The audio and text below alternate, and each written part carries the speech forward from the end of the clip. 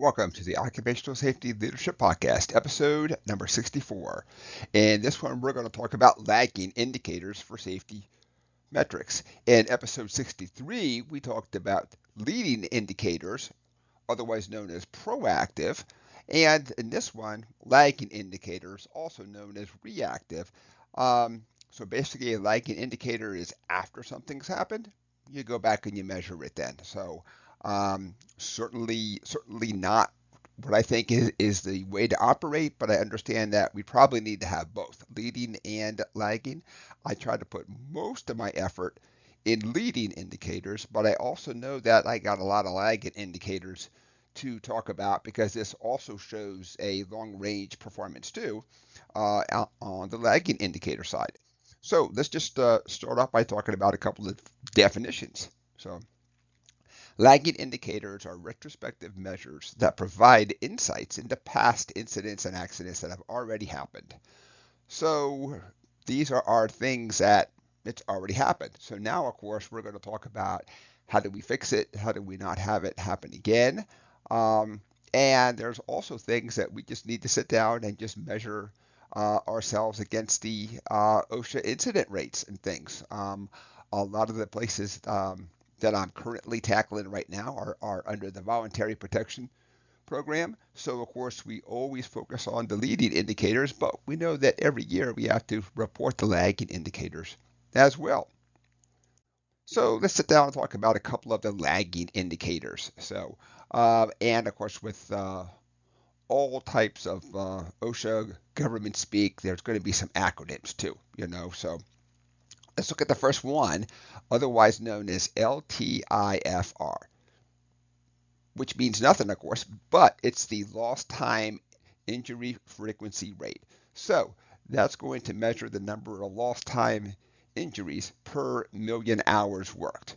So basically, you're just going to sit down and calculate it. It's just a sheer math problem right across. And you're going to say, this is exactly what my lost time injury frequency rate is per million hours worked. Let's look at a couple more. So with this next one, it's going to be the TRIR. This is one that almost all of us are super familiar with, total recordable incident rate.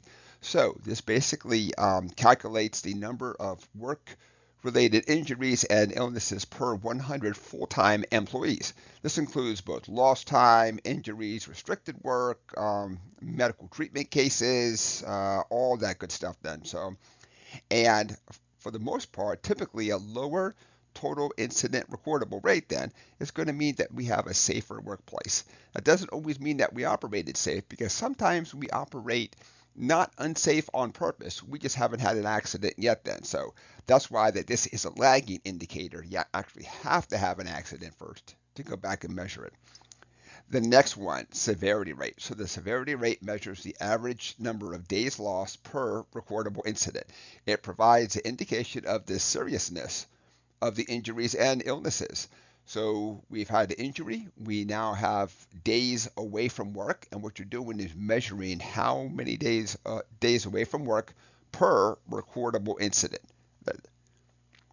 Let's look at a couple of more out there. So for the next one here, we have the DART case.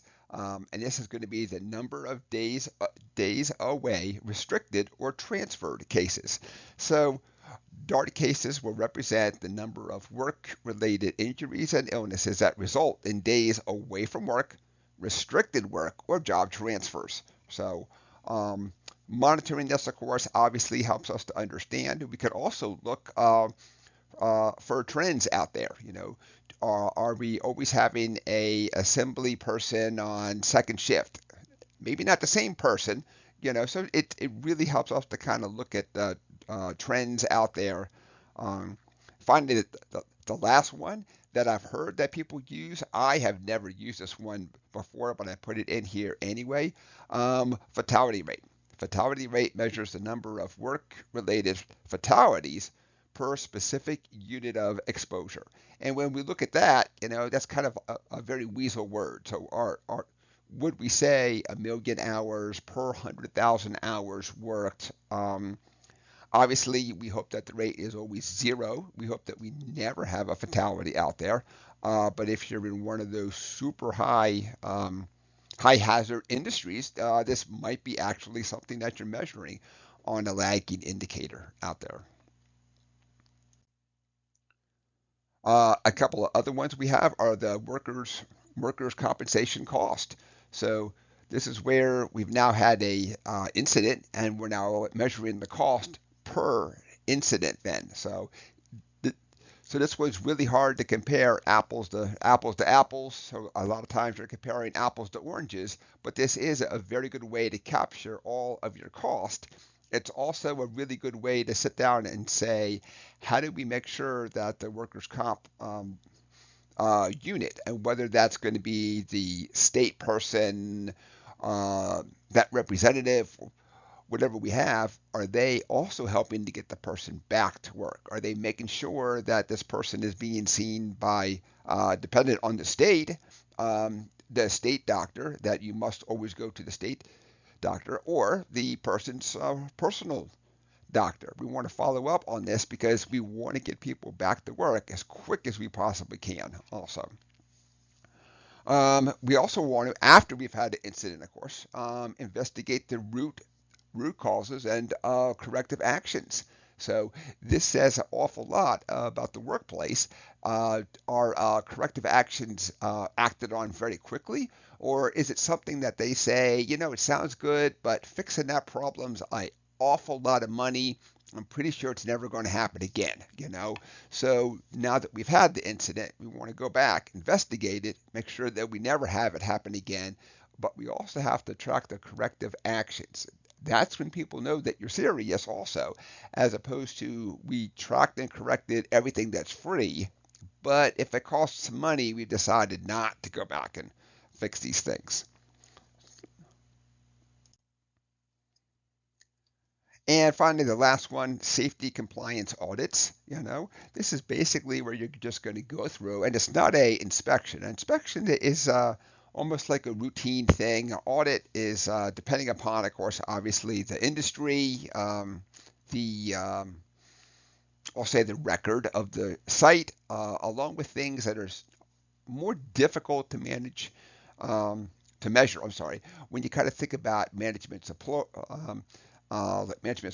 employee participation, those things are more difficult to measure, but it's really super important. And so basically, we're going through, and it's almost like a checklist, and you're looking for, are the following things done? Show me the inspection records, show me the training records. Is everybody trained on the same interval? Why did Jones missed training in June, yet it wasn't followed up on. Just things like that you're really going back.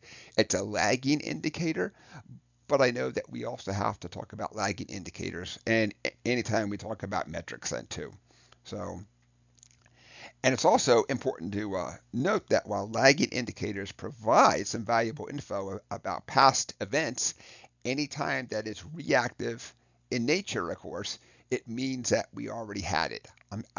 I try to put everything I can do, all of my effort, everything into making sure we don't have an accident. And I'm not going to say that's 100% right. I just know that it's something that really works good for me, you know. But I know that we have to look at both leading and lagging indicators. And that is it for episode number 64. We talked about lagging indicators. Basically, accident, injury, chemical spill, something has already happened. And then in a reactive sense, we're going back, monitoring and measuring and looking at that. So, lagging indicator, also known as a reactive safety measure. So episode number 64 is complete. Thank you very much for joining me. My name is Dr. David Ayers. Have a safe day.